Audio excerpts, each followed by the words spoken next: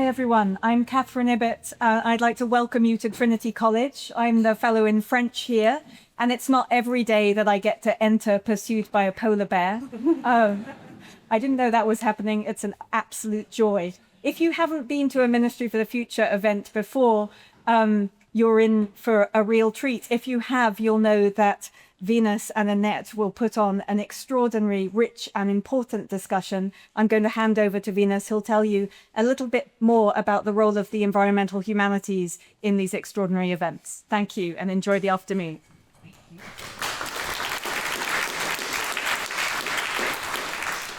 Hi, welcome everybody. I feel like the acoustics in here are good enough to not need a microphone. I'm the academic lead for the Environmental Humanities Research Hub, which is housed in the Humanities Division at the Research Center. As Catherine said, wherever she went, I've helped out Annette with a few of these before, but this is really Annette's brainchild, the Oxford Ministry for the Future. Hi, welcome everybody. I feel like the acoustics in here are good enough to not need a microphone. I'm the academic lead for the Environmental Humanities Research Hub, which is housed in the Humanities Division at the Research Center. As Catherine said, wherever she went, I've helped out Annette with a few of these before, but this is really Annette's brainchild, the Oxford Ministry for the Future. He will be back in the foyer at 4 o'clock. If you haven't interacted with the polar bear, I really encourage you to do so. It was one of the most magical experiences of my life. We wrestled, he knocked me to the ground. It was perfect. And with that, I will hand it over to, I should say some thank yous. Thank you to Global Canopy for helping out with support. Thank you to Trinity College for giving us the auditorium and the piano without cost. Thank you to the young pianists who are going to perform for you in a couple of minutes. Thank you to everybody who came far and wide for the event. We have a wonderful, diverse crew of panelists. I'm probably forgetting something. Apologies. Thank you to Torch they funded the polar bear. And I will hand it over to Annette, and she can thank anybody who I forgot to thank. All right. Thank you. Okay, so thank you very much for being here. I'm really, really honored and privileged to co-host this event with Venus and a host of wonderful authors and academics. Among the thank yous that we forgot my bosses. Thank you very much, Mette Morsing, Dean of Said Business School, and Pat Roche, Interim Principal of Hartford College. And thank you to the polar bear as well, who's taught us a lesson, the same lesson that Nansen taught himself. You must work with, not against nature, to get into this auditorium. Okay, so over the last few months, I've been reading nothing but my own MBA lecture notes and Arctic work from Joanna, from Laline, from Bathsheba, and most recently, Carl and Mia, whose book Unfrozen is just hot out of the press. We are very, very fortunate to have them as authors leading a conversation, which of course is going to turn interdisciplinary. And thanks to Venus approaching me, it was actually a moment of arrival for me. This is the 5th OMF event, and the first one that was instigated by someone other than me and my colleagues at Hartford. Venus came to me and told me about this wonderful environmental historian who's all the rage in her world, Bathsheba Demus, with Floating Coast. And Venus asked me, could we do an OMF event together? And it was such a wonderful moment because OMF is about amplifying the voices from humanities. Not that you need it, really. Amplifying the voices from humanities in in important conversations about world problems, in conversations that are normally dominated by other disciplines, including mainstream economics, with which we both have an issue, Venus and I, for different reasons. So what we're trying to do is bring these world-level issues to you, but first through the voices of literary authors who've got the courage and moral imagination to direct our attention to a lot of suffering and destruction and danger that, frankly, people like me, accountants and finance people and economists, strategically don't address in their analysis and models. I have also been teaching my MBA students this term, and having read your books in parallel with my own lecture notes, I felt really compelled to start reading extracts from your books to show them all that suffering that gets lost in the accounting ledgers and profit calculations. We're going to have these conversations further on, but I wanted to set the scene also with the artistic motivation of OMF. Some of us have got teenage children, and I don't know if it's a blessing or a curse, but your parents keep talking about their work, what it is like to stare into the abyss day in, day out. So some of our children are taking action. 2 of them have volunteered to play some music to set the scene for this conversation. It's a musical offering to our wonderful authors and also to our audience. I'm going to introduce them. We've got Trixie Newman and Rahel Adoniram Dwan. They're both going to perform. You're going to help each other out because we're going to have a screen to bring the scenery to life. The first performance will be the Elegy for the Arctic by Ludovico Einaudi, performed by Trixie Newman.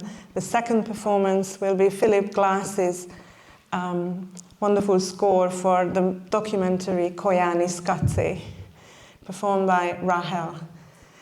Trixie, Rahel, please come to the stage. Please give a welcome to our young musicians. Going to help.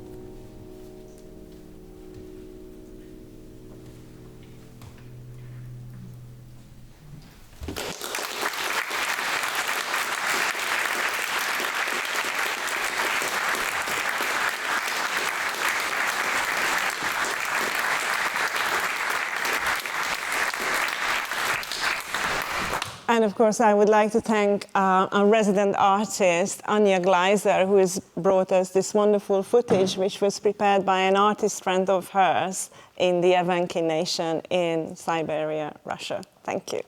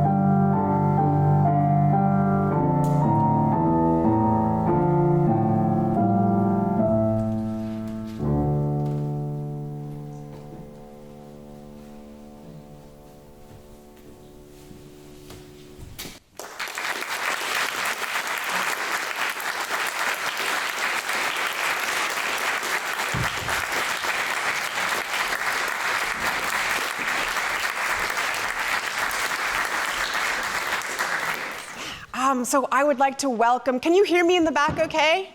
Perfect, okay, I'm not gonna mess around with the rest. It's my distinct pleasure to welcome Bathsheba DeMuth today to Oxford. If we want this, we have it. Yes, she's an associate professor of environmental history at Brown University in Rhode Island, so thanks for making the trip. She's very well known as the author of, let me pull it out, Oh, great, okay. You had to borrow it. Floating Coast, an environmental history of the Bering Strait. I teach it whenever I can. I'm going to talk to her about this book. She's also written quite extensively in more public fora. So she writes for Granta, for instance, The Atlantic. So if you're curious to see what her more public-facing writing looks like, have a look. Everything she writes is fantastic. And I'm not going to go over the belabored introduction format. I will say this book won many prizes and is spectacular. We'll leave it at that. So, Bathsheba, famously, you convinced your parents when you were 18 years old that you were going to leave the confines of the comfortable life in Iowa, Decorah, Iowa, and go north to learn how to train sled dogs. So I thought we could start by you telling us what it was like to be 18 and to move to Yukon. What on earth was I thinking, in other words?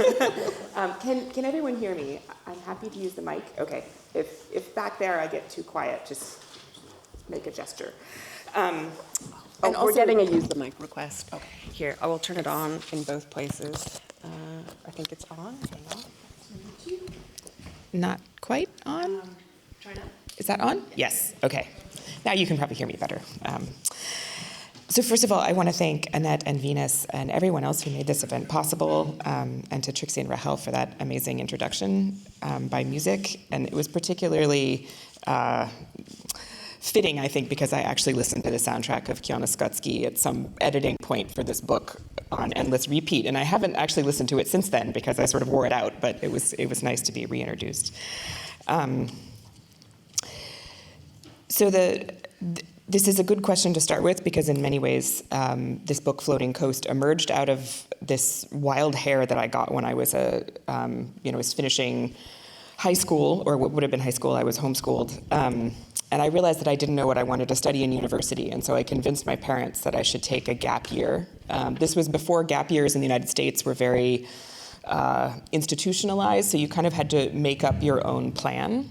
And I strung together on my babysitting money budget a trip that started in the Arctic in a community called Old Crow, just on the Canadian side of the border, very close to Alaska. And then I planned to go to Costa Rica, and I had a bunch of other places on my itinerary.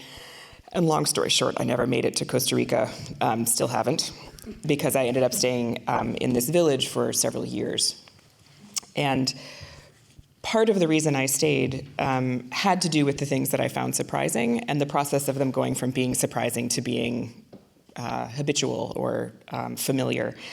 I really had no context other than some really unreconstructed romantic visions of the Arctic when I first moved up there that were very promptly shown to not just be wrong, but to be genuinely dangerous ideas for how to conduct yourself. Because if you imagine that you're out in the wilderness and have some control over what's going to happen, well, let's just say that the bears there are a little bit less, their manners are a little different than Bjorn's, who we met in the lobby.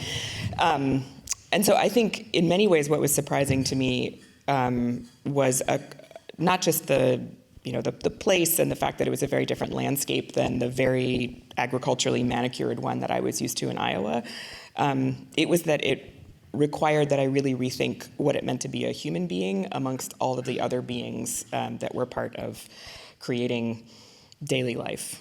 And that was a long process. Great. I thought we could read a section. I'll get you to read the section of your book, actually. And so for those of you who haven't read this, it's an account of how both the United States and Russia, and then the Soviet Union, tried to harness the energy and resources of the Bering Strait, which is the geographical area that borders Alaska and the eastern bits of Russia. And one of the things that I love most about the book is that it completely dispenses with the traditional distinction between natural history and human history. So traditional historians only want to read textual evidence of the past, and they ignore sort of biological events and non-human animals, of course, because they don't leave behind written records. And Bathsheba's book, I think, really emphasizes the fact that the animals don't live in our world. We live in theirs. And so I thought I'd have you read this passage that I think really hammers that home. Yes, please. Yeah, the first paragraph from 17 to 18. Yeah. About the bowhead whale. What does pass? Indeed, yeah. So this is about bowhead whales, which in the process of writing this book became one of my favorite animals. I don't think you're supposed to say you have favorites, but... We both have you on. Exactly. What does pass between the divisions erected by evolution is energy. With their flesh, bowheads made the lives of other beings. Some of the calves fed orcas, and some fed people. Bowheads carry more calories per pound of flesh than any other Arctic species on land or sea. Even a year-old bowhead whale could nourish a village for 6 months. Yupik, Inupiaq, and coastal Chukchi, in search of such sustenance, were the first peoples to hunt the bowhead calf. They were not the last. A bowhead can live for more than 2 centuries, and this calf was born when the United States had not yet purchased Louisiana, and the Russian Empire owned Alaska, with Adam Smith's Wealth of Nations only a few decades old, and the publication of Karl Marx's Capital more than 50 years in the future. The calf would survive humans dreaming of utopia and courting nuclear apocalypse, the ideological and technological capacities of capitalist and socialist modernity trying to remake the world. And I think, the way that she does that by putting Adam Smith and Karl Marx within the bowhead's lifespan instead of the opposite, which is the usual move of the historian, I think is just brilliant. So could you say more about how you arrived at your very, so many people have copied Bathsheba since this book came out, and so how did you come up with this very distinctive framing?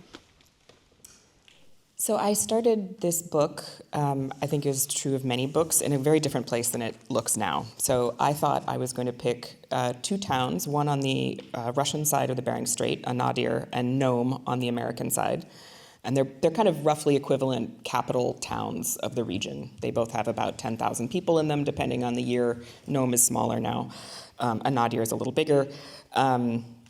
And I was going to start this history in 1917 because if you're interested in thinking about socialism and capitalism in contrast, you sort of need the socialist revolution to have happened. So it had a very tidy beginning point, and was pretty geographically constrained to the region around these 2 towns on these 2 peninsulas that kind of reach toward each other across the Bering Strait. So that was my plan, and I went off to the archives.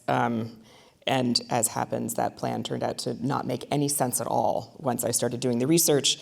And in particular, I realized that all of the sources that I was encountering, from oral histories to people living along the Bering Strait today, to archival sources in the Soviet Union and the Russian Empire and of the United States, all of them were saying that the moment that this part of the world really came in contact with this kind of modernist way of relating to ecosystems and trying to transform cultures that the kind of modernist viewpoint wants to kind of assimilate, happened in the 1840s.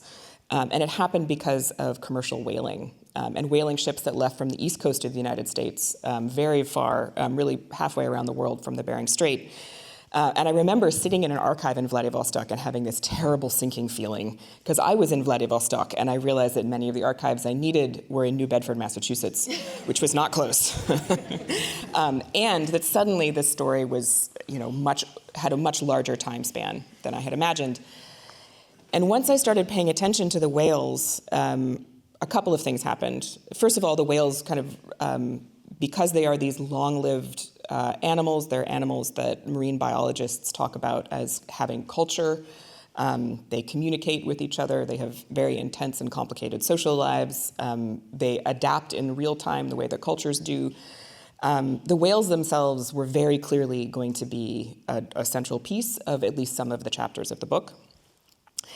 And secondly, it is from the whales that the kind of theme of energy emerged, because I realized that the reason whalers from New Bedford, Massachusetts had made their way, often on year-long journeys all the way around South America, up through the Pacific to the Bering Strait, is because they were looking for energy, right? They wanted to kill whales, to turn whales into oil, to burn in lamps. And when they started to run out of bowhead whales, they started killing walruses, which are the sort of coastal version of a whale.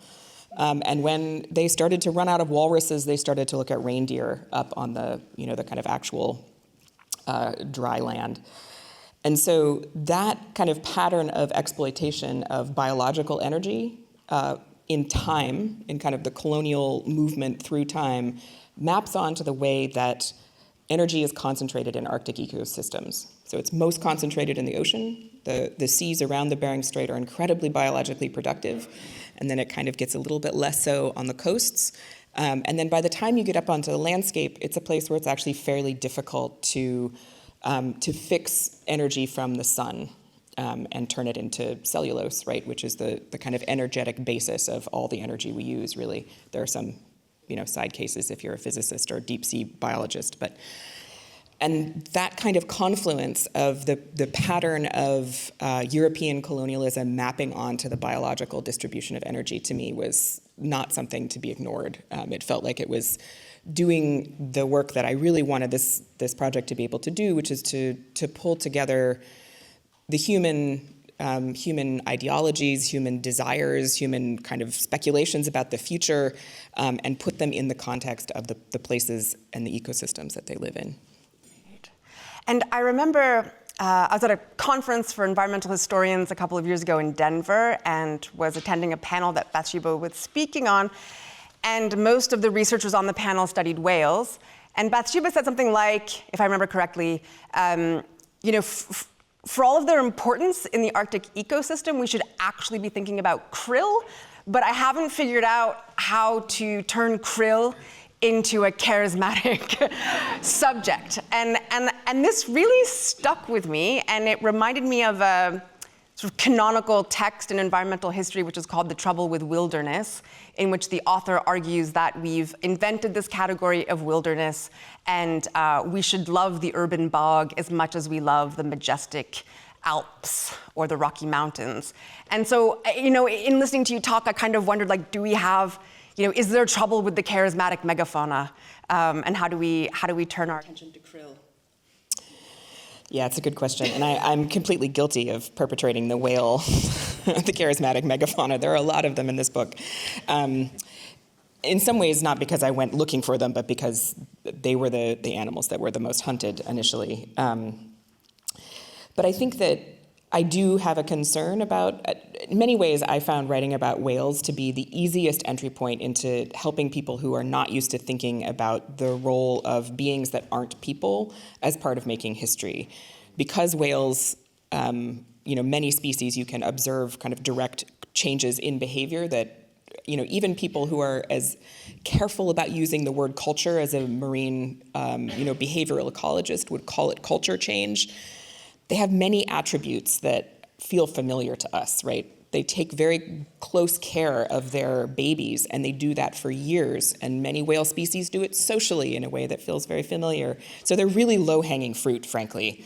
And that was a nice way to write your first book. But I do worry that, a whale is not an animal. The sort of majesty of what a whale is does not exist in isolation. It requires the krill, right? And it requires the world that the krill are making as much as the whales are making. The trouble is that krill, mostly being made up of crustaceans, are a little bit harder for the human imagination to bind onto. I don't think it's impossible, or I want to say that I don't think it's impossible. I'm writing a book now that has much more to do with fish, which are somewhere on the continuum between a whale and a krill, I think. They're a little bit, larger and kind of more familiar to us than, huge clusters of very, very small shrimps and other crustaceans. But, they're not animals that have the sort of vocal range of a whale, for example, that overlaps with the human one in ways that we can kind of appreciate aesthetically.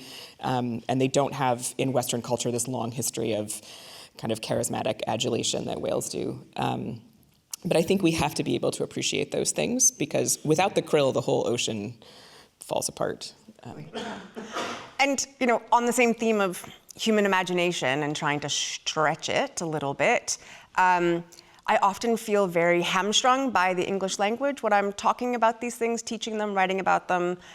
We end up using this very awkward language of the human and the non-human, or maybe the more than human. And so the human is still the standard by which all other forms of life are being measured. And honestly, if I read the term natural world one more time, I'm going to rip the hair out of my skull. Because whenever I read that, I ask, what is the non-natural world? And so I guess, as somebody who writes in a large variety of fora, how do you grapple with this poverty of the English language? It's such a good question, and I share this frustration deeply. And to me, it's kind of ironic, right? Because English is such an omnivorous language, it's one that adopts loan words from all over. We have an incredibly rich vocabulary. If you're writing in Swedish, you have 7,000 words to choose from. 7,000 words is about the active vocabulary of an English speaker, and there are almost 1 million more that you can add, right? But what we do not have is good language to describe the kind of selfhood and the collective lives of things that aren't human beings. In writing, I often get around this by just referring to particular animals specifically, right? So you can get around it by talking about bowhead whales or talking about caribou or talking about polar bears. But that gets a little more difficult if you want to talk about the collectivity, right? And then you end up with these phrases like the natural world, the environment, which is maybe one of the mushiest terms in English. It's so mushy that it actually doesn't translate very well into many other languages. Like if you're working in Russian, it doesn't have a particularly good, there are ways to translate it, of course, but, and I think part of it is because it's such an imprecise word. You can say ecology, but that has a kind of technical ring to it. I sometimes default to that just because I hate the word nature so much. The one thing I told my editor is if there is a pun on the word nature in the title of this book, I will withdraw it. There will be no nature puns. But I do think that the ways around the kind of ways in which English is not equipped to kind of use nouns in the way we might want to, and sometimes use verbs in the way we might want to, is to kind of continually go back to the specifics about what different animals do, how they're doing it, what different landforms do, right? It's not just animals that have, capacities and are important in creating historical events or pieces of how our world is put together. You can say that about bays and rivers and oceans and the weather. So I think that a kind of return to specificity and an emphasis, rather than on generalization, on the kind of concrete ways in which different parts of the world intersect with each other, is mostly how I have found a way around it in prose. And use verbs that you might use for people for things that are not people. Yeah. Yeah, I told my husband recently that he and my dog were my favorite people, and he looked at me like, people? And I was like, get on board, buddy. Yeah, obviously. We only have time for one last question, but I should tell people that Bathsheba is giving a proper research talk tomorrow on her new work, which is about the Yukon River watershed, and that will be over at the Schwartzman Center, the brand new fancy humanities building.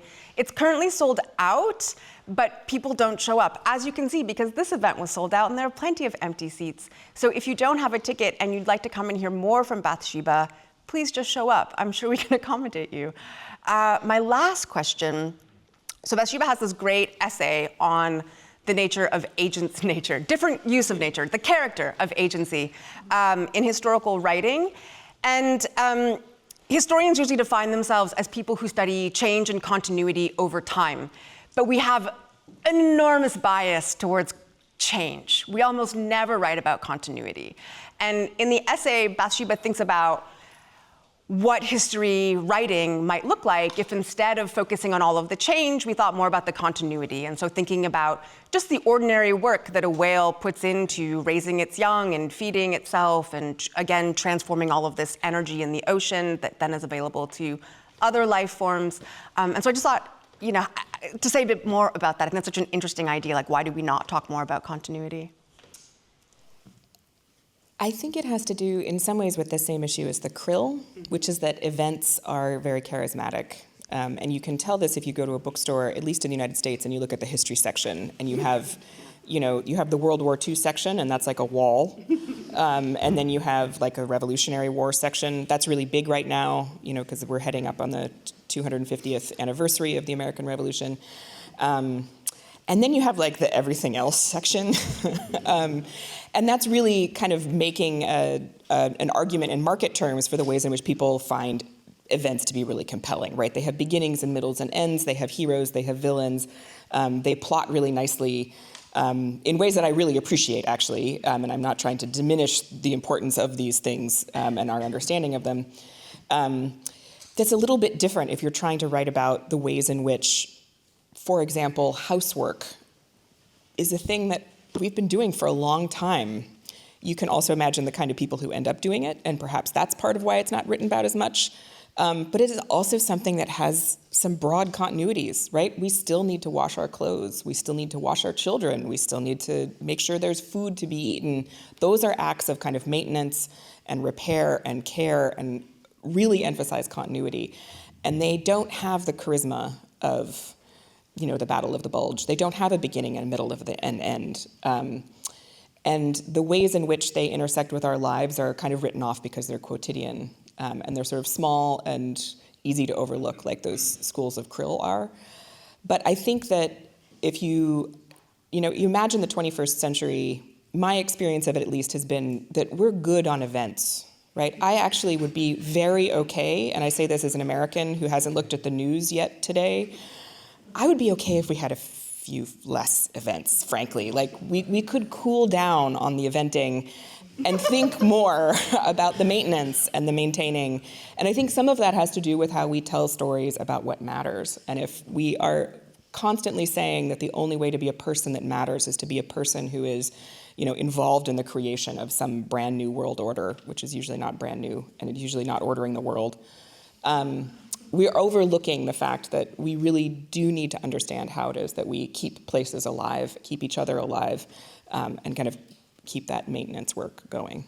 Mm-hmm. Yeah, and I also feel like there's this, I often think about the cultural imperative to leave your mark, when you've left this world. And I feel like that's such a damaging lesson to teach people. In some ways, it seems like the best sort of life to live is one that doesn't leave a mark behind after we've gone. So similar kind of thinking about that. I should add, I forgot to tell you, Bathsheba's talk tomorrow is at noon.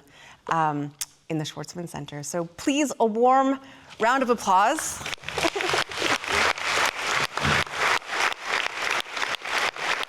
So I would like to invite on the stage, along with Bathsheba, our other wonderful authors, Laline Paul, author of The Ice. Please come. And you did tackle the question of wealth in your latest book, The Pod. So Laline Paul. Hi.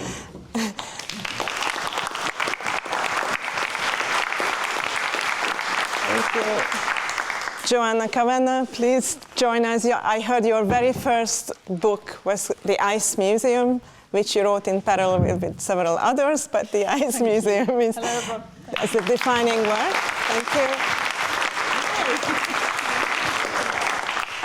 And this was our original setup. And then a couple of weeks ago, a new book was published about the Arctic, Unfrozen.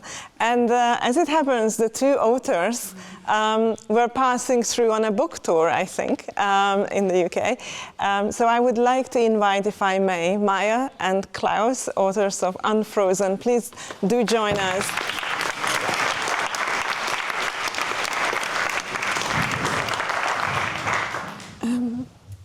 Would anybody like the rogue the lapel mic? I think that's a weapon of audio destruction. Yeah, we can start with it. Yes. Okay, so we've got 2 novelists and 3 historians. And I think you're not mortally offended that I called you historians, right? You're an expert of geopolitics. But you have written a book about the future of the Arctic, which comes from a reflection back to a long history of the Arctic. And all of you started somewhere with a really interesting tension that we in management studies don't consider to be morally contested. There is a very famous article in the Harvard Business Review about ambidextrous organizations. And the idea is that organizations need to be able to balance two imperatives: exploration and exploitation. Exploring meaning here innovation, finding new profit-making opportunities, and exploitation is the way of maximizing efficiency in their processes and management practices. As I started to read about the Arctic, I realized this is what humans have been doing to the Arctic for centuries.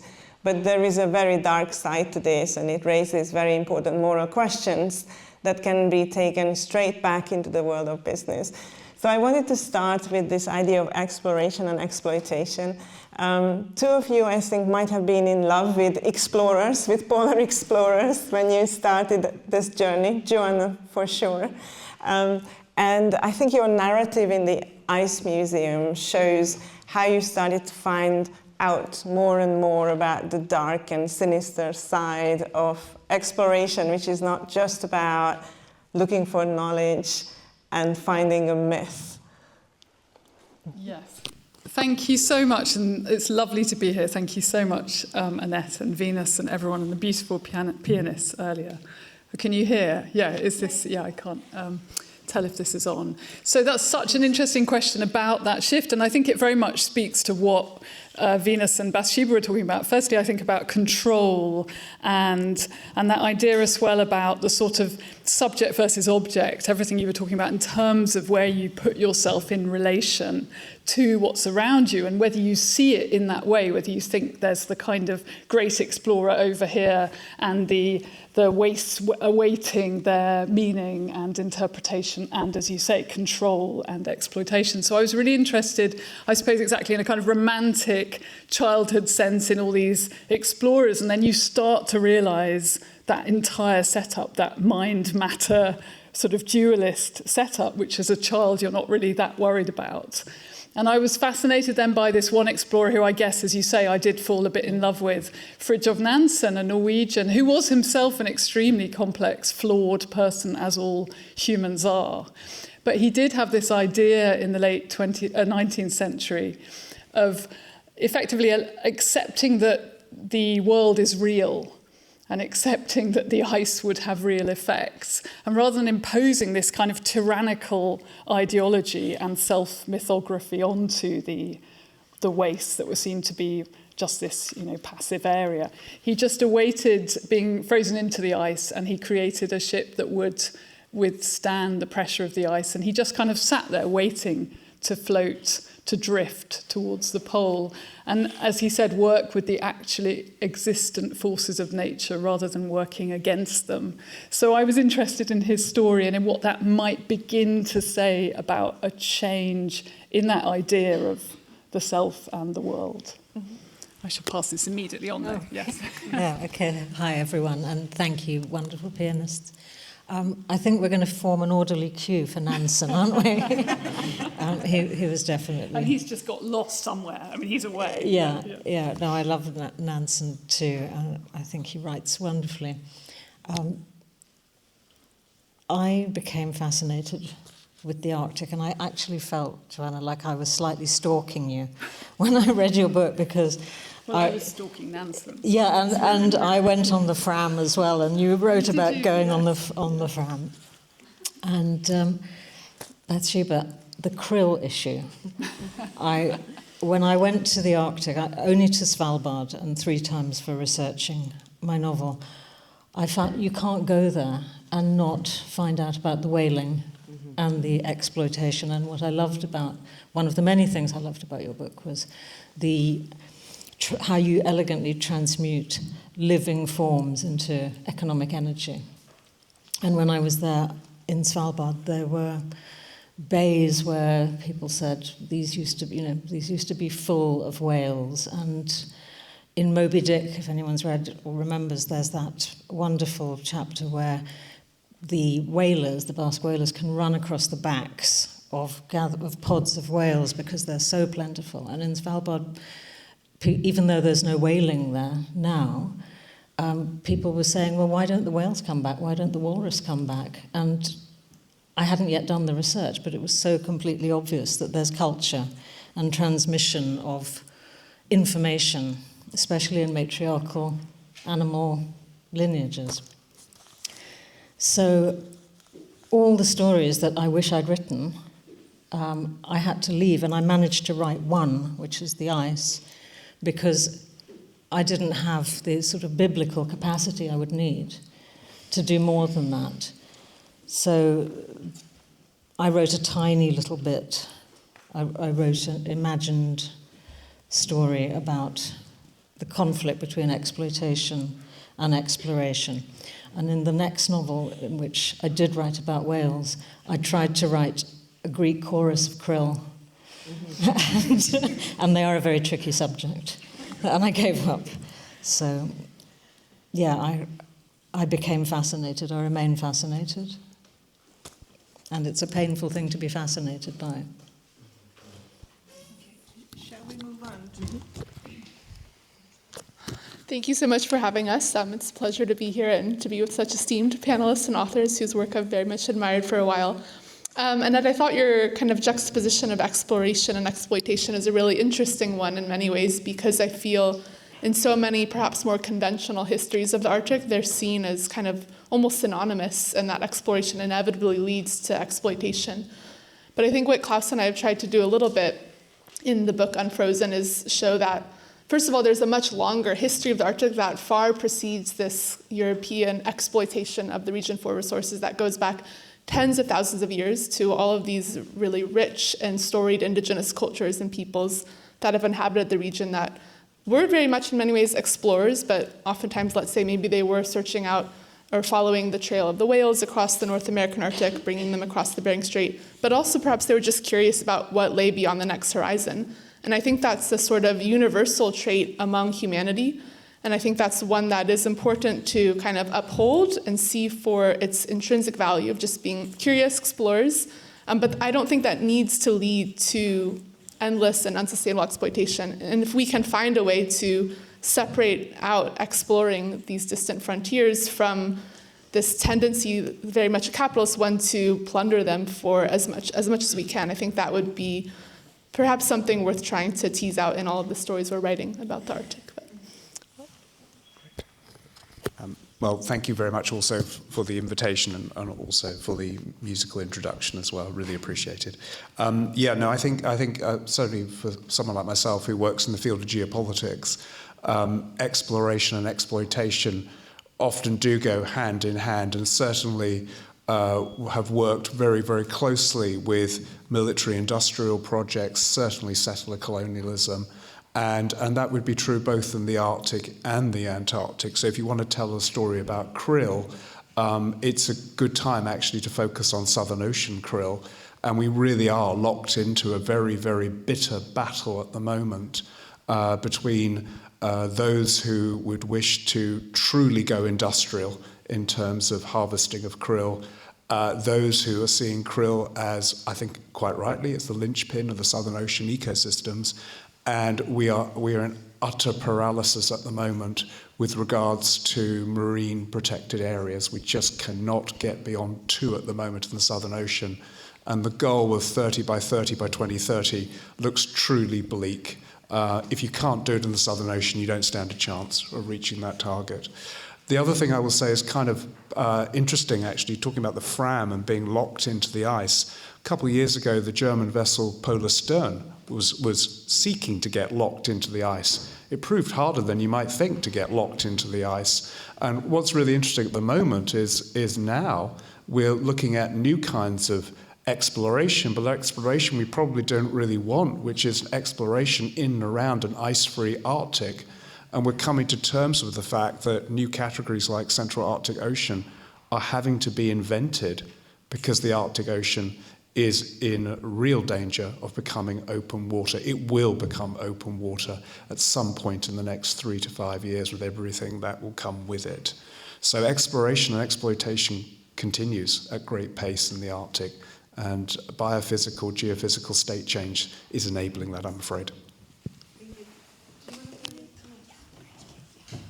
Did you just say 3 to 5 years? Yes. Not 30. No, 3 to 5 years. You can forget the modelling that said 20... Oh, sorry. I'm so sorry. You can absolutely forget the modelling that once said 2050, 2060. I think we're certainly now looking towards about 2030. The voyage of the Istanbul Bridge, as Mia's written about, was just an exemplar of what you're going to see a lot more of. It's the Central Arctic Ocean. They're international waters, and I fully expect in the summer season to see more activity with all the ramifications that might yet bring. Bathsheba, yeah, please go ahead. I'm still stunned by those numbers. I've read them before, but it's so close, and we just don't know what that world looks like. Well, we know some of what it looks like. I wanted to come back to something that Mia said about the ways in which exploration and exploitation do not have to be linked. And I think that that's a really important point, and to think about the ways in which the exploitation of the Arctic is so recent, right? The human history of the Arctic is not one of exploitation in the long view. We're living in an incredible anomaly that really, in the part of the Arctic I study it's not even 200 years old, which means that it's also a set of choices, right? It comes down to political decisions that are made in very real time, and in the case of the Arctic are being made in extremely real time at the moment, as the United States is contemplating opening up the Arctic National Wildlife Refuge and building this project called the Ambler Road, which would open new parts of Alaska to mining. The Canadians have their own plans. Russia obviously has its own.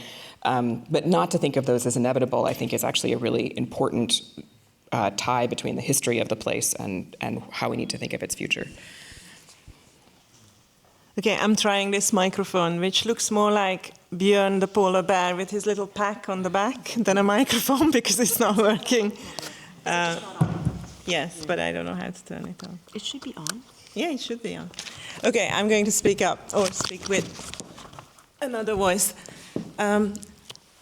Intent writ large. That's a phrase that struck me reading you, Bathsheba. And in fact, you talk about the problem of intent writ large in the Arctic, and you mentioned the example of climate change as an unintended consequence of our energy acquisitiveness. So then I thought about unanticipated consequences, or as we often call them, fatal remedies in the social sciences, are a wonderful plot device, and actually our writers are using this. So I was wondering to what extent your narratives can talk of unintended consequences, and what stories would you mention to illustrate this? Shall we start with the storytellers, and then we'll go to history? You should go first. Sure. So my novel, The Ice, it's a pretty simple plot about two men who meet as students with a fascination for polar exploration. And as adults, they go to the Arctic. They form a team, one who is determined to work for conservation, and the other one who thinks he can ride two horses at the same time and make money out of doing that. And I had to write this book because when I went to Svalbard, it seemed that there were so many incredibly charming, plausible, brilliant people all making a buck and explaining why they were doing it for the right reasons, in the right way, and everything was going to be okay. And these people came from oil, they came from the military, they came from armaments, they came from fishing, they came from tourism, and every time I met them and talked to them, I was absolutely smitten with the logic of what they were saying and how lovely they were and how much they wanted to bring me into their world and let me really understand it.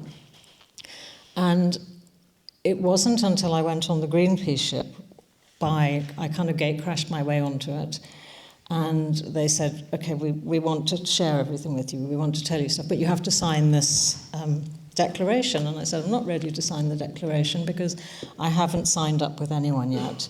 And I want to be as neutral as possible while I'm finding out what I want to find out. And I thought, everyone has got a really good story to tell. And I want to tell the story of how wrong it can go when there are no checks and balances. And we were talking about this last night, about what do we need to do? And is transparency possible? Do we think that transparency will help? Because to me it seems like it has to. People will behave as badly as they can get away with. And if you're clever, you can make reasons why you're doing it. And logic can be a perfectly opaque screen as well. So I tried to write a novel that walks that tightrope in fictional form of someone who is convincing themselves that they're doing the right thing, because that's what I see and read about happening all the time. And going back to krill, I'm becoming obsessed with krill. Is it true that krill are being affected by seismic testing right now, and their reproductive abilities are being seriously impaired? And that is supposedly because there's an infinite, this idea that there's an infinite amount, and there are some species that we don't have to worry about because there's just so many of them. And it's striking me that krill are the marine equivalent of honeybees or insects, and we don't have to think about them until we're forced to, by which time it's 3 to 5 years of what do we do? So that is, I have no answers, I only had questions, and I wrote a book about the questions and how plausible and sexy and charismatic the people doing the wrong things are. Next. Yeah, sure. Thank you. Yes, I mean, exactly everything Lillian said. And I think that sense also, so I was thinking of one story we could tell that I thought a lot about when I was writing this book. And so my book was about this lost land in the north, or this idea of the most remote place, the idea of Thule. And there's a series of stories about where this could have been. But on the contemporary maps, when I was moving around and living and working, there was a place called Thule Air Base, and also a village in the remote northern part of Greenland called Thule. And that tells its own massive story of imposition, control, unintended consequences, and kind of heedlessness. In terms of also what Klaus and Mia are writing about, in terms of the moment at which you deprive Arctic tracts of ice, you then immediately decide to exploit them commercially as if this is an opportunity. And there was this story in Thule of firstly an Inuit village, and then of an American air base where the Inuits were moved, and the American air base was placed on this supposedly, again, sort of empty place. And there were all sorts of accidents with B-52s and radioactive contamination in the 60s, and secrecy and non-transparency. And now, more recently, it's become a space base for this next notion, again, that you go into the receptive emptiness of space. You just take off. And again, you generate all of your ideas about this process through commercial decision-making. Who's the richest? Who can build the biggest rockets? Who has the money? And that's the kind of idea of who gets to do that. And I was remembering as well, I think it was earlier this year in March, when J.D. Vance was visiting this space base. And this was just the time when Trump decided, well, why don't, we'll just take on Greenland, it's fine, we'll take it as a commercial decision. And again, this idea that the market, the kind of financial decision makers will just activate their own mythology, and everything will come in line with that story, that mythology, and that people's lives, the fact that this region, in fact, in Greenland has been inhabited, as far as we know, for 4,500 years, the fact that these are ancient places, the fact, as you say, geologically, that just the antiquity is astonishing, but you just alight with this massive idea and impose it again. And I think that very much comes through in your novel as well, absolutely, this idea that just a lack in a way of any sense of possible future further layers of consequence. You said something really interesting. Joanna said something about self-mythography. And I think we both are really fascinated with that. And the Arctic is a place of self-mythologizing. And it seems that the mystique of exploration is show and tell. And it still is. And that there's this, void that you can project onto like a supermodel, like a geological and environmental supermodel who doesn't do anything. But you can say it's this or it looks like that. And it's very seductive. I think it is a real, the Arctic has a seduction to this day. And it seduces very dominant people and organizations that want to find a limit. And that, I think it brings out the human being. People wanted to go there because they felt different. And I think there is still the glamour and the daring do of it. I'm going to ask a follow-up question that's going to be our last question and start with our historians. The future.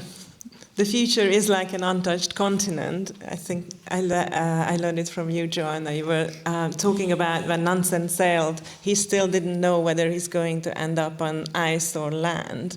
That is no longer a mystery, but the future is. So humans have been filling in the blanks of the future, or the blanks of untouched continents, with mythologizing about them, writing stories. Stories, of course, are influenced by the language and the symbolism that are added to them. Thule has got some really interesting sort of Atlantis-like qualities.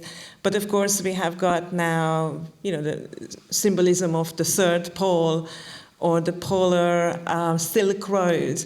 So we got new words, new stories creeping into the language, into the discourse about the Arctic, with the potential to start shaping the future, or the intention to start shaping the future of the Arctic. Could you talk about this as historians and as storytellers? What are the stories that we should be paying attention to? What are the twists and phrases in language that we should be really careful with? As they have this potential future-making qualities. I'm going to give this to Klaus at the other end and start here. Yeah. Well, thank you. It's a really good question in terms of the futures as well. But I did just want to say one thing about unintended consequences, just to keep everything with some kind of Cold War perspective. In the 1950s and 1960s, there were plans to use nuclear weapons, either to destroy sea ice or, as you know only too well, in the case of Alaska, actually to use nuclear bombs to re-engineer Arctic landscapes to create natural harbours. Thankfully, that didn't come to pass. I also note the use of natural harbours as well, by the way, along in terms as a term. So the Arctic has been a space of experimentation. It will continue to be a space of experimentation. In terms of geopolitical terms, I think I'd offer you 3 or 4 observations very quickly. One is, I'm afraid, one of the fallouts of the full-scale invasion of Ukraine by the Russian Federation is we have absolutely seen a bifurcated Arctic. So for much of the 1990s and 2000s, there was an optimism that actually we might have a new era, a new hope, you might say, of circumpolar collaboration. And that owes partly to Mikhail Gorbachev's vision of the Arctic as a zone of peace. That's been shattered. Hot war has returned to the Arctic, and the relationship between Russia and the other Arctic states is deeply, deeply fractured. We've also got the Trump factor, which has created another schism. It's really hard to row back from the observation that we will get Greenland one way or another. That doesn't sit well with your fellow NATO members. And remember, in 1968, when that nuclear accident happened in North Star Bay, the Americans lied and tried to cover it up, much to the chagrin of the Danish and Greenlandic peoples and governments at the time. So there's a history here as well to sum of all of that. So we have a bifurcated Arctic. The second is we may well get some kind of limited circumpolar collaboration and engagement once again emerging in the future. But that's going to be really hard because, unfortunately, physical geography and political geography do align in one sense, which 50% of the Arctic region is under the jurisdiction of the Russian Federation, and the Russian Federation wants that to be larger. So for now, it's about 50%. If Russia has its way, it could be bigger. So that's a sobering thought. The third is, and I really like your comment about new stories and new imaginaries. Who would have thought in 2018, 2019 that China would describe itself as a near-Arctic state? That certainly wasn't envisaged in 1996 when the Arctic Council was created. Nobody thought China would take a great deal of interest. Now we've got to the situation, thanks in part to sanctions, that China is an incredibly important strategic partner with Russia, as you know. India is also playing its part to circumvent sanctions. So the Arctic is being remade. There are also new players. Look out for United Arab Emirates, Saudi Arabia, and the BRICS plus nations. So the Arctic is becoming congested, it's becoming a little bit cluttered with regional and extraterritorial stakeholders. The final thing to say, I think, is the Arctic will continue to attract interest in terms of flashpoints and areas of potential hot contention. And in our book, I think we had, I don't think fun is quite the right word, but I think I quite enjoyed one of the chapters, imagining flashpoints and tripwires. And I think we landed on 5, didn't we? I felt we could have gone further, but 5 it was. And we absolutely thought the Central Arctic Ocean you would have to keep an eye on. I don't think it's outlandish to think of a parallel with the South China Sea. I really don't. Just think about what you can do with artificial installations. Just to add a little bit perhaps on the idea of futures of the Arctic and what stories will we tell, I think, well, perhaps both Klaus and I being geographers, not so much historians, we might even push back against the idea of the Arctic as being this kind of almost received narrative that has always existed as a region and that it will always exist. It's very much a socially constructed region, one that is constructed largely by outsiders. The term Arctic comes from Greek for the bear. But if you were to ask, let's say, a person from Greenland, how would they describe the very far north? They might say the place where the sun never rises. So it's a very different orientation even to thinking about this region, if they think about the region as something they identify with at all. So Klaus mentioned many of the external actors that are trying to rewrite this story of the North. You could also reframe the Arctic as, let's say, the global cryosphere. That's something that France is also interested in doing and trying to weave in the Alps into this kind of narrative about snow and ice-covered places worldwide, and how can we think about perhaps governing all of these snowy high-altitude places together. And that kind of idea would also perhaps be of some benefit to China as it pushes this third pole Himalayan narrative as well. But on the flip side, I think what's really exciting and promising is the increasing stories we're hearing come from within the Arctic. So we have fabulous stories told by our other panelists here, but also we're seeing more and more strong voices from Canada as an example. You might look to the work of Sheila Watt-Cloutier, who's an Inuk leader who's spoken about and written a book called The Right to be Cold. These stories, I think, have increasing prominence at Arctic conferences, in bookstores, and events around the world. And I think Arctic Indigenous peoples are in many ways serving as really strong role models for other Indigenous peoples around the world for how they can kind of hold their own against, let's say, other nation states and really be a force to be reckoned with in terms of writing their own futures that other people have to respect.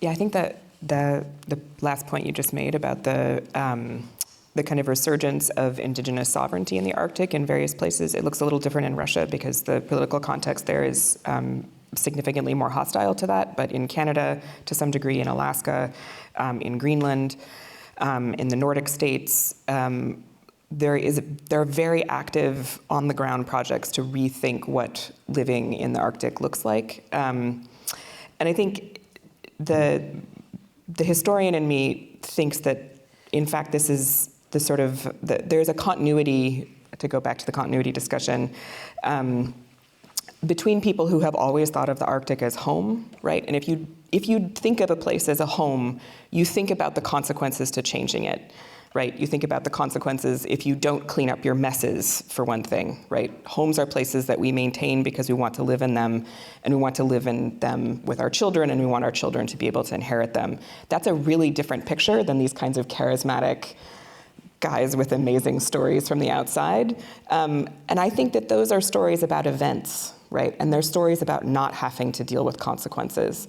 And that when I think about, if I was going to put Arctic imaginaries into two buckets, one bucket would be people who think of it as home, and one bucket would be people who think of it as a place that they can get away from the consequences of living at home.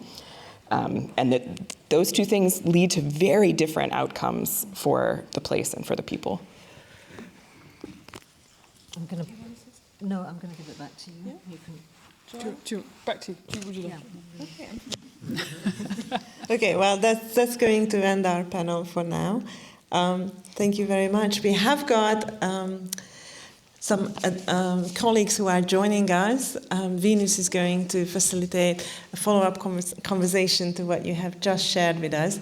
Thank you very much for all your great work and for sharing your thoughts so candidly.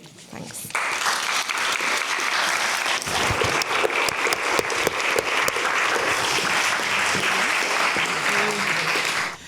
Yeah, so part of our interdisciplinary extravaganza, we are now joined by Isabel Gapp to my right. She is an historian of art at the University of Aberdeen, Vladislav Viazovsky, who is here at the University of Oxford, and Mark Foria, who has joined us from Cambridge. And I'm going to let each of them introduce themselves a bit more and tell you about the research that they conduct in the Arctic, and then I'll get them to expand a bit on what the last panel was talking about. Thank you. And thank you to our musical introduction and to the many panelists that have preceded us. This is a tough act to follow, and I feel like I'm looking at you all directly. So I'm going to try to look upwards rather than sort of at this sort of panel of esteemed colleagues in front of me. So I'm an art historian, and I think perhaps there may be art historians in the room, but I think it might surprise you that actually the work I do intersects very closely with what all of my colleagues spoke about in the previous panel. I got into thinking and writing about landscape painting around the circumpolar north and the Arctic during my PhD. It was the subject of my first book, really with a frustration towards the nationalizing tendencies within art history, the need to fragment everything into national identity, into a conversation around wilderness, around mythology, and around spiritualism, to actually argue that there's maybe more to the study of landscape painting, and it might have something to do with the environment, broadly construed. And I wrote a book in which I unpacked the ways in which landscape painting might serve to remind us about what isn't depicted, as well as what is depicted, the ways in which artists who are local to the regions they are working on or not are engaging with this environment. And the book was on sort of the Scandinavian nations, so Denmark, Sweden, Norway, and Canada primarily. There's a whole historiographical reason, which I won't get into here. But the idea behind it was to, again, unpack what are the motivations behind artists creating work in the Arctic. It's tied to extraction, it's tied to exploitation, it's tied to claims of sovereignty, of national sovereignty, especially in Canada with relation to the Canadian Arctic. And the ways in which artists are participating in these national agendas and actively removing animals, indigenous peoples, from these environments to present a landscape that is uninhabited, that is a utopia of sorts. And so I wrote this book, and I wrote a chapter on ice, and that's perhaps what I've become more known for in sort of interdisciplinary work I do, is I work quite closely with glaciologists to explore not how art might benefit science, but actually how we might incorporate a scientific language into how we read art history and how we understand glacial environments and sea ice. And this led me down a winding road in which I no longer look at artists who are long dead. I now work with living artists, much to my shock and horror. If you'd have asked me about a decade ago, you would be speaking with people who are alive and kicking, I would have told you to leave the room. But now I am very fortunate to work with an Inuit artist community in the south of Baffin Island. There's a long and winding road that led me to this, that's very deeply rooted in the history of Canadian art and the way in which the Canadian government sought to use art during the 20s and 30s to kind of position itself in contrast to its American neighbors. And I now work very closely with this Inuit artist community. Right now, we're looking specifically at the ways in which artists in this community over the last 66 years have engaged with sea ice, specifically local sea ice conditions, which are very unique and particular to the community I work with, which are actually not being heavily affected. It goes back to this change in continuity. When we think about ice, we are very preoccupied in Western media around this conversation of ice melt and ice change and sea level rises.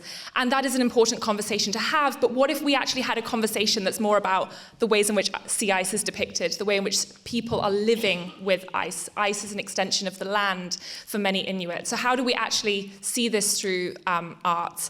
And it was really to come along and fill a gap. Apologies if you're a glaciologist in the room, I don't mean to offend you.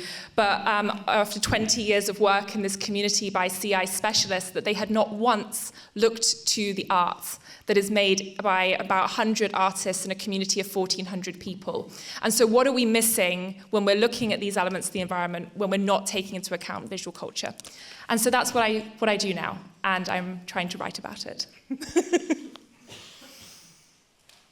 Thank you very much. And thank you, Annette, for inviting me. Of course, it's very unusual role for me. So I'm a sleep researcher, I'm a sleep neuroscientist, and I study sleep and hibernation. And as you can imagine, it's very unusual to have someone with my profile on a panel of artists, writers, and researchers on geopolitics, or especially if it is about environment and climate change. So I will try to maybe convince you why this is really a gap to be filled, and why maybe we should bring in sleep into the picture. So sleep is not usually considered like private affair, right? So it's not a very charismatic thing to talk about. So you're just sleeping and then you wake up and go and do your business. But this is not really the case. So if you just imagine the kind of planetary scale of sleep. So at the moment, about 2 billion of people are asleep on Earth, and all animals, as far as we know, sleep, and many animals sleep most of their life in this state. So sleep is defined by what it is not, rather than what it is. So when you are sleeping, you are not moving, not interacting with the environment, not doing anything, and so basically sleep is the only time when we are in peace with the environment. So it's the only time when we are not ruining the planet, right? And indeed, probably the worst thing in the history was the invention of the light bulb, because this is when we started ruining the environment 24/7. So this is, and sleep is a state defined by the connection with the environment. So it's impossible to define sleep at the level of an individual organism. So when you're asleep, you are not responding to what comes from outside, but you're also not acting upon the environment. So, and you can immediately see that the context matters. So when we are talking about light pollution or increase in temperature, changes in the environment, so what is often forgotten is that you're affecting the sleep of all the animals around. Right, so I was reading Bashiva's book about whales. So sleep in whales is really a fascinating subject. So these are the animals who never sleep with the whole brain. So they're always somewhere in between. They sleep with one part of the brain or the another. Right, so they invented this incredible adaptation to be never fully asleep or fully awake. But these animals are, so if a human would manifest with this kind of half awake, half asleep phenotype, they would be immediately referred to a psychiatrist or a neurologist. and these animals, this is how they live. But they're also incredibly sensitive to noise, right? So they can hear noise at a certain frequency range from really far away, and So it's easy to imagine how sleep in this very beautiful animals is disrupted. So we now going back a bit to the Arctic. So of course, Arctic is the place that can be described as an extreme environment. And animals invented a whole range of really incredible adaptations, how to live and how to survive these conditions. And one of those is called hibernation. Hibernation is the state. We were talking about energy a lot, and hibernation is about a strategy how to deal with energy shortage. So, and this is a really exquisite adaptation. Animals adapt; they learn how to save energy in especially these extreme environments. And the changes in temperatures, even minor changes, can be quite a challenge, because the animals who adapted for millennia to live in this particular setup, they become out of sync with the world. So this is why you can have bears going outside in winter and not hibernating because it's too warm. So I can probably continue, but let me maybe give the microphone to you. Yeah, thank you.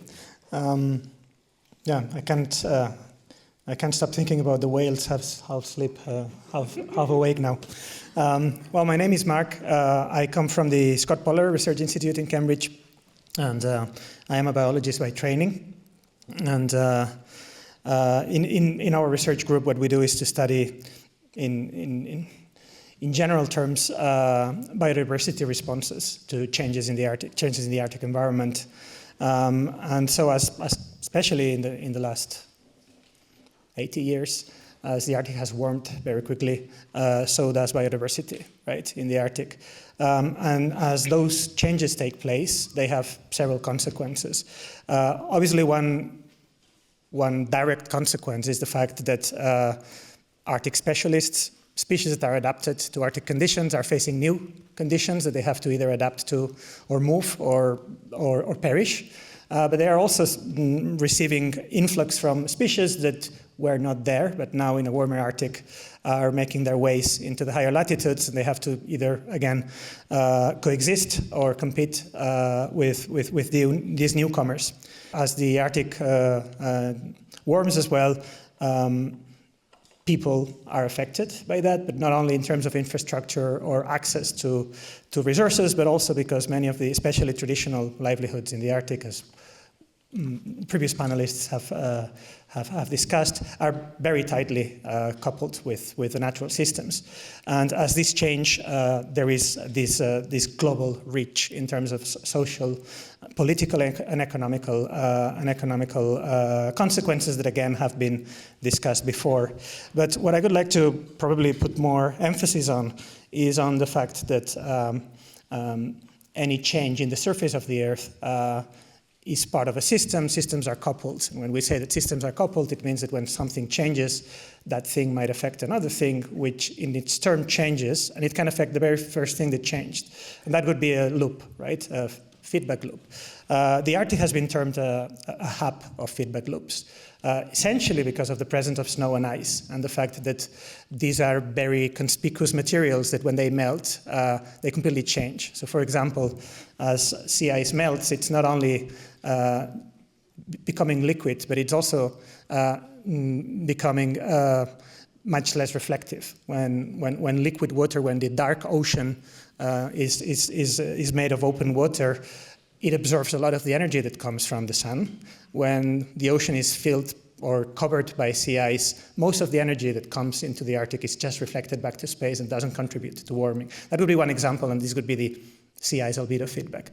So as the surface of the Arctic changes, it affects feedback loops. And these feedback loops, if they are positive, which means that they are reinforcing, they amplify the change.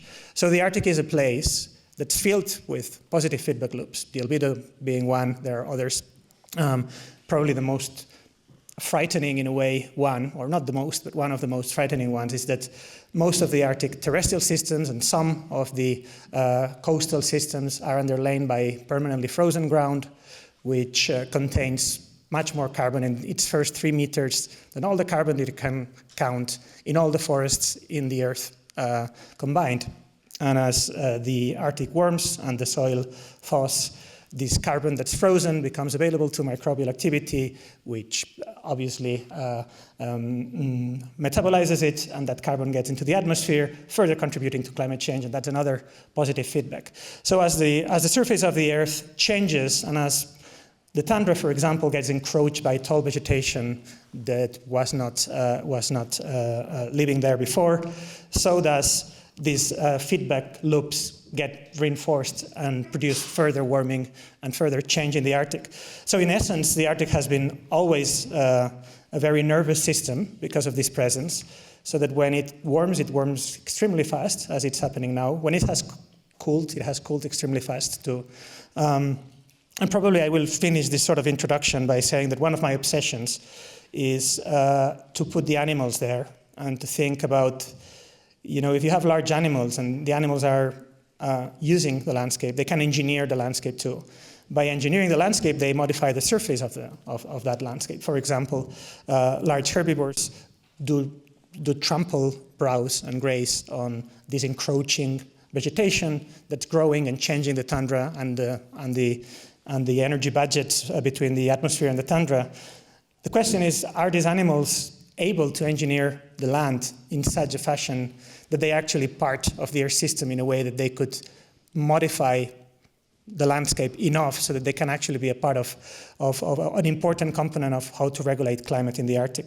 And of course, the moment you start thinking about these animals, the caribou, the muskox, you start thinking about the fact that they are resources for people, that they have been using them for, in many cases, thousands of years.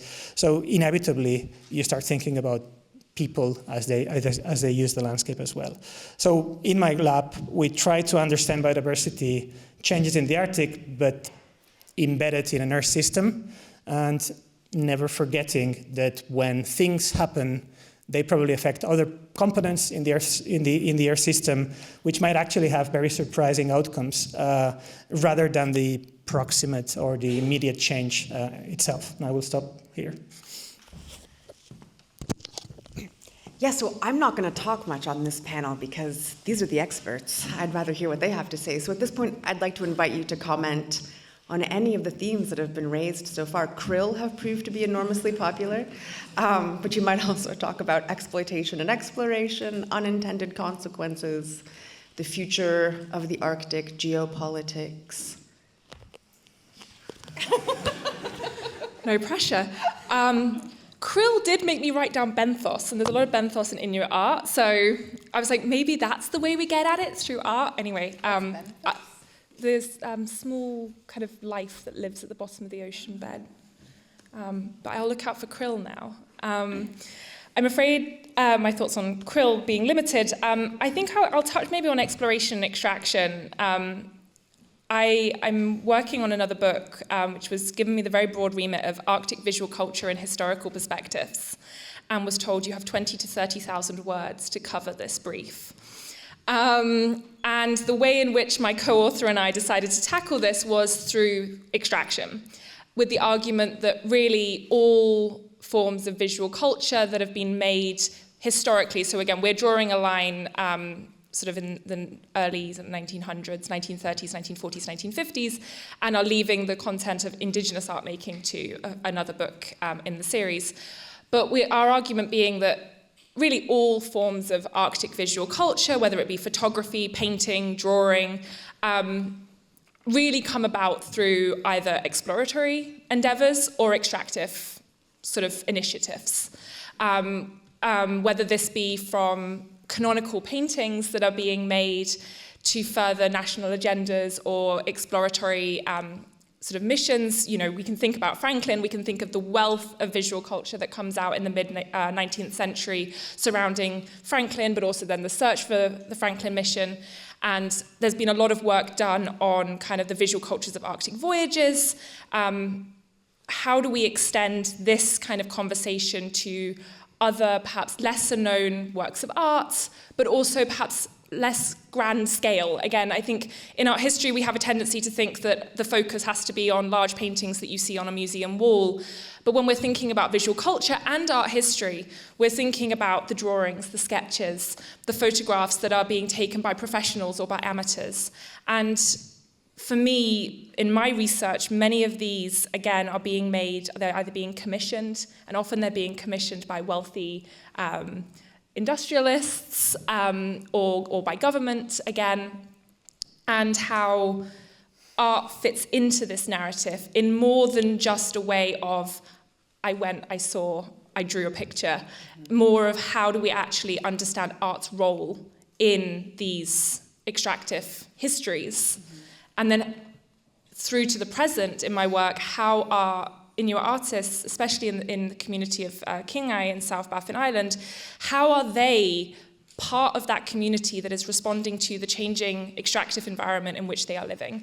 So one of the major concerns in Kingai is the new barge route that will travel up the west coast of Baffin Island to service the Mary River mine in the north of Baffin Island.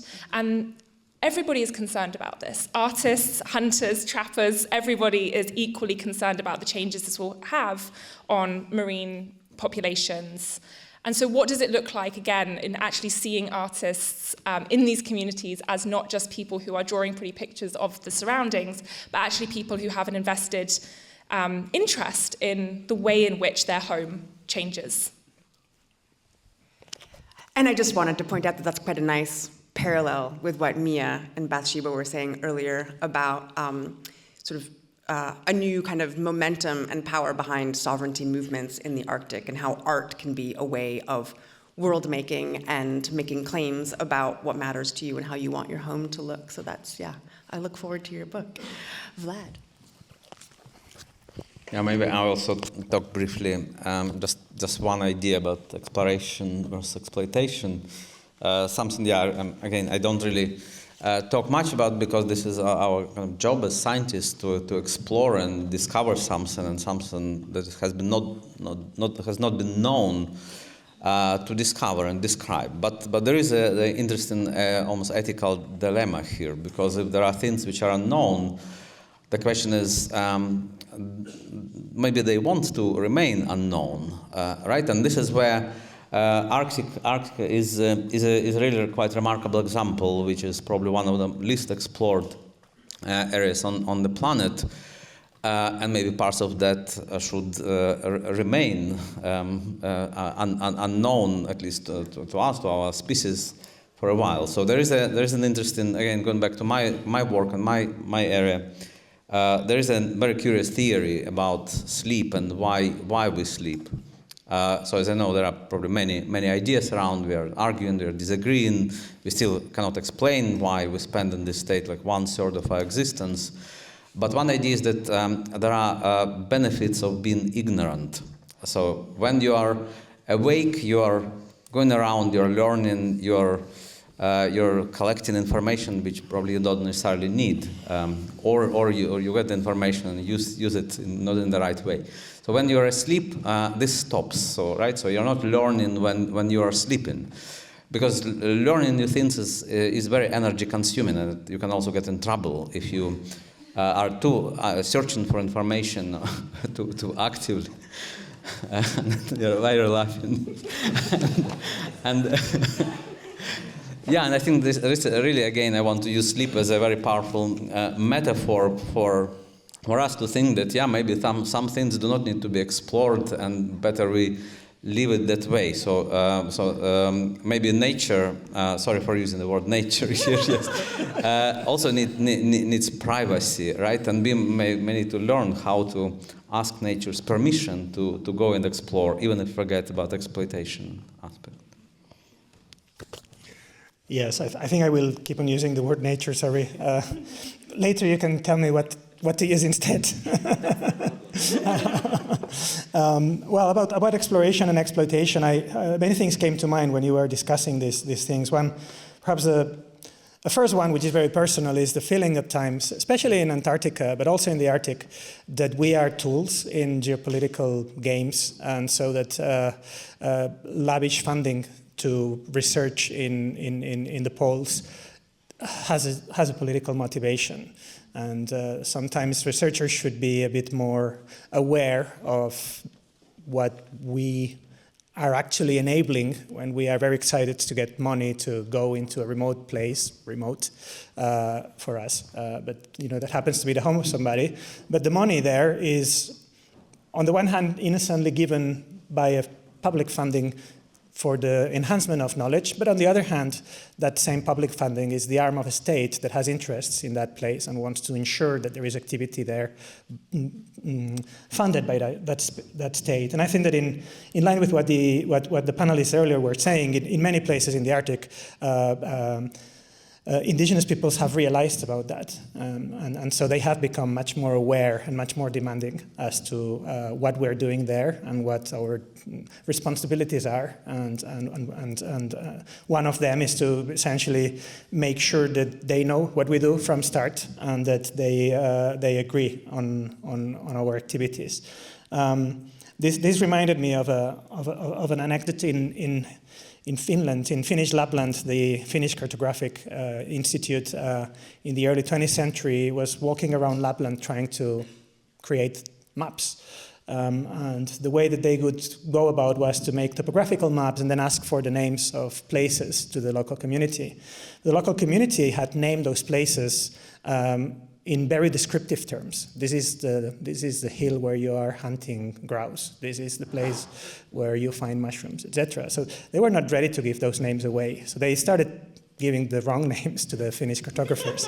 And this is kind of a very early example of somebody being very aware that knowledge is power, and that you might very neutrally ask for a name to put in a map that will go into a state that at that point is essentially a colonial state in northern Fennoscandia that will be used somehow, right? So this awareness has deep roots, and sometimes this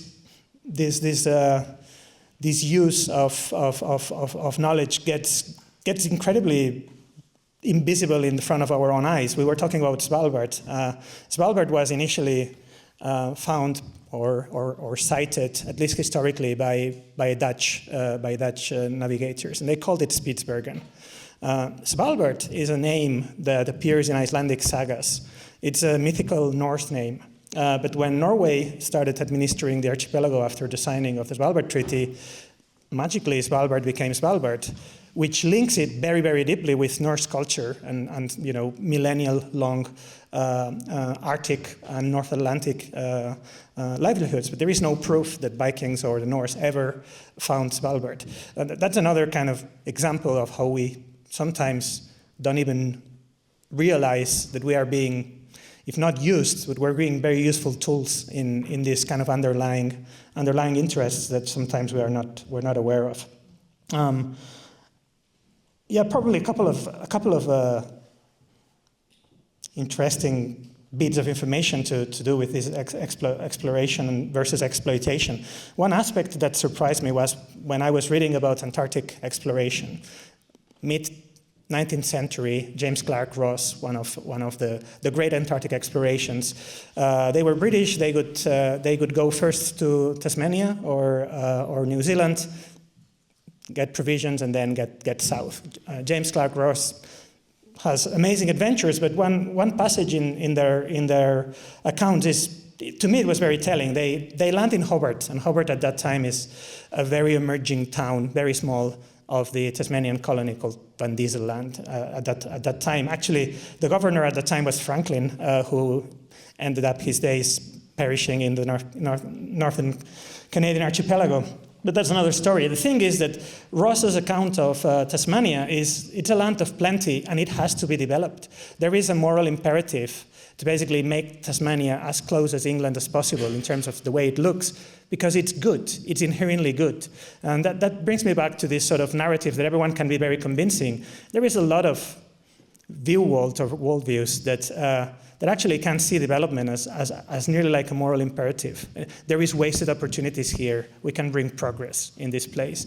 And that has the roots too, and it's not just cynical at times. It might be at the very root very cynical, but it's not necessarily cynical when they honestly think that this is something for the better of mankind, for example. And yeah, about nuclear bombs, there is if anyone wants to read about a project that never came to fruition, although there were some tests to drop nuclear bombs in central Russia, that was a Soviet project, to divert the rivers that would be draining to the Arctic, so that it would be draining to the Central Asian arid places, and that would create bountiful agricultural boosts in these areas that were lacking water. So this is decades old, let's say, this or centuries old. There was also the largest nuclear bomb ever dropped was dropped in an Arctic archipelago, Novaya Zemlya, and it was quite the Tsar bomb, which I've always found ironic because it was dropped by the Soviets, but they called it Tsar. In any case, again, the use of brutal technological weapons or tools, again, has been done. That has deep roots in the Arctic. I'm done with anecdotes. Sorry. Thank you. We are running out of time.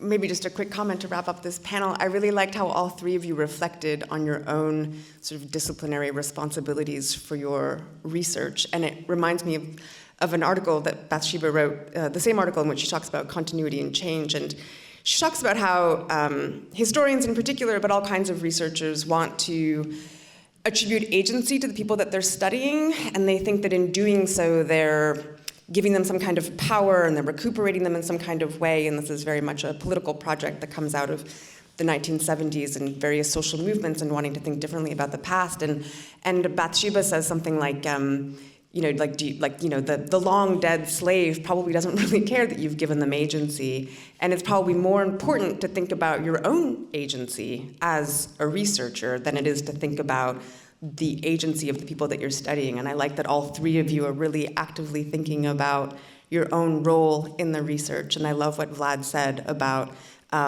privacy and respecting the boundaries of what should be known and what shouldn't be known. I thought that was really beautiful. I'm going to hand it over to Annette to wrap things up. I should also thank Kim Chaos. Kim Chaos is the man inside Bjorn the polar bear. If anybody's having a birthday party, that's how you find Bjorn on the internet. And I will hand it off to Annette. Right, so the polar bear is coming back, so I have to make sure that you all have the chance to have a polar encounter today.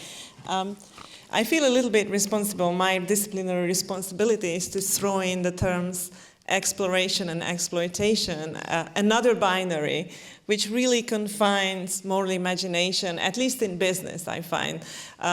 We have to start thinking about outside the exploration-exploitation nexus. Business has a lot of responsibility in terms of regeneration and maintenance of, not nature, but environment.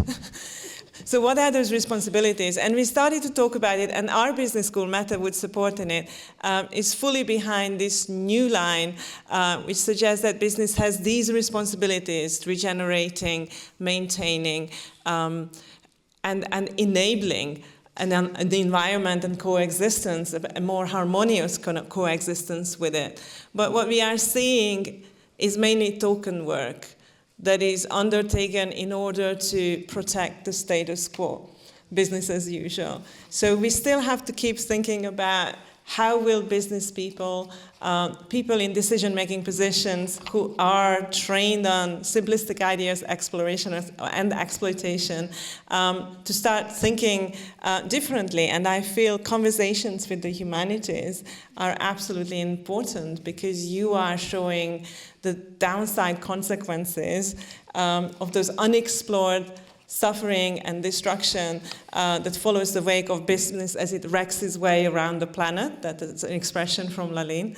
For us to be able to use terms like that, to be provocative, we have to infiltrate our curricula with the language of great authors and with the language of great humanities and geopolitics researchers. So for that, I thank all of you Do you want to say something?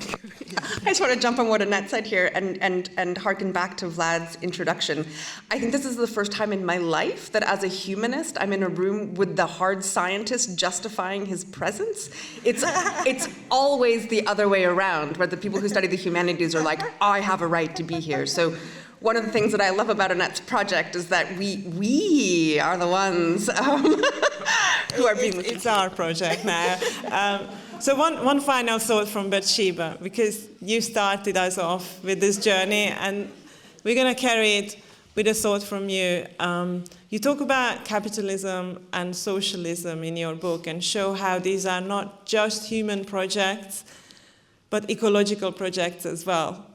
And one of them, socialism and what they did in the Arctic, came to a sticky end, partly because the environment fought back. So capitalism will find its natural boundaries too. So what we are doing here is finding new ways of thinking about what we consider to be progress and of value and worthy of our moral imagination. So with that, I think Björn the polar bear is very worthy of our moral imagination. So if you want to explore the encounter with him, I have to let you go. Oh yes, we have an artwork. Have you noticed the artwork in the corner?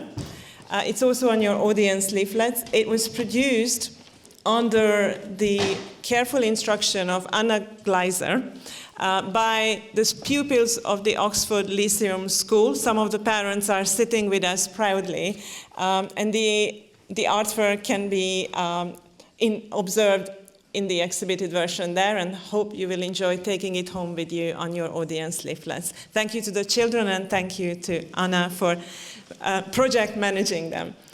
With that, I also wanted to say some of us who have got time to engage a little bit more are going over to the Blackwell's bookshop, where there is a display of the books that we discussed here. But in the top floor room, we'll have an opportunity to consume some snacks and carry on with discussions on the Chatham House rules. Thank you very much.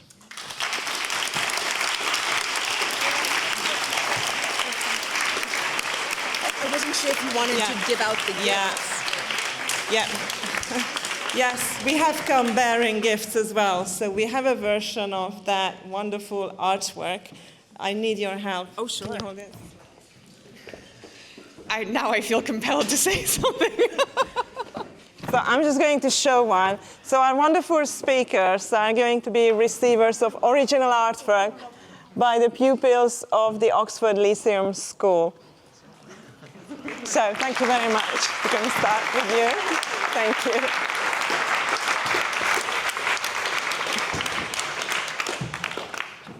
Yes, you can help. Yes. Thank you. So one for each author. You are now free to leave the building. Please go buy books at Blackwell's.